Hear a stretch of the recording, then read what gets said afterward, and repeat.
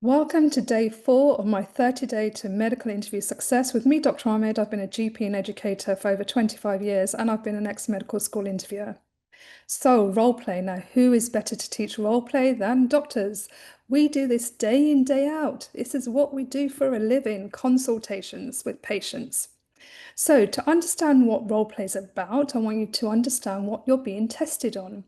And essentially, there are a couple of things that we're looking for in interviewers: communication, verbal and non-verbal, your problem solving and decision making abilities, especially if there's an ethical dilemma involved, your professionalism, your ability to stay calm, whether you have integrity, your ability to display compassion, and this is better than empathy and sympathy, which I've spoken about in previous videos, and leadership. You may be involved in displaying conflict resolution skills or perhaps negotiations.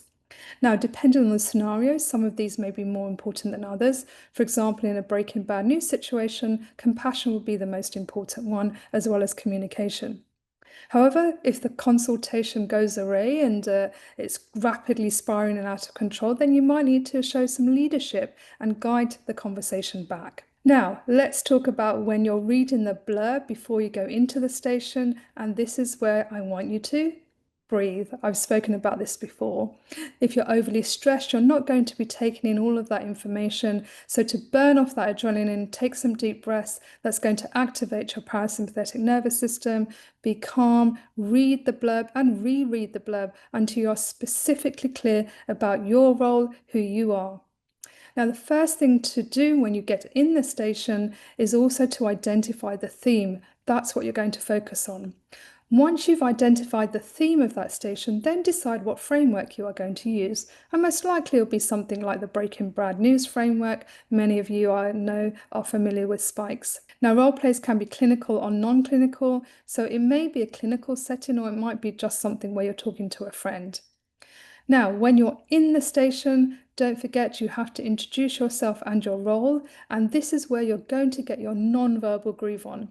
I want eye contact, calmness, where you walk in, be confident, a soft tone, because it could be something that's not very pleasant that's going to come up in the consultation. Open body language, not having your arms or legs crossed.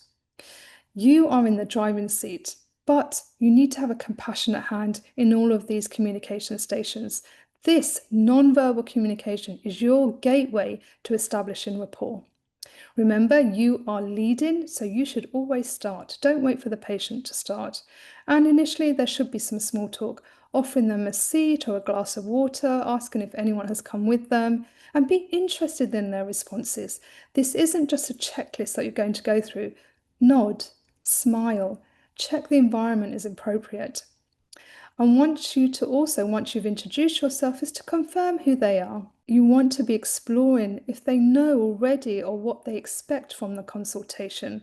And remember, you can mix and match frameworks, so ICE works well at this point. ICE is ideas, concerns, and expectations. Then explain the reason for this consultation or this meeting. Invite questions. Again, you're going to be open, authentic, be approachable. And remember not to rush. You don't have to get to the end of the station.